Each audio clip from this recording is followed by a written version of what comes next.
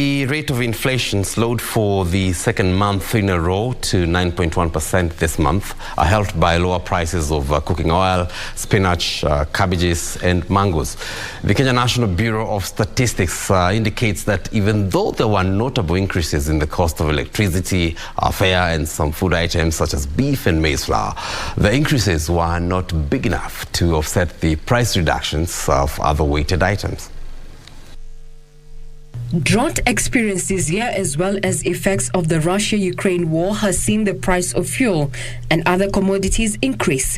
This has driven up the rate of inflation that has remained high, touching a 62-month high of 9.6% in October this year. The rate of inflation has in the last 2 months been slowing to 9.5% last month and 9.1% this month. The latest data from the Kenya National Bureau of Statistics indicates that lower prices of some food items such as spinach, cooking oil, cabbages and mangoes helped drive down the rate of inflation this month.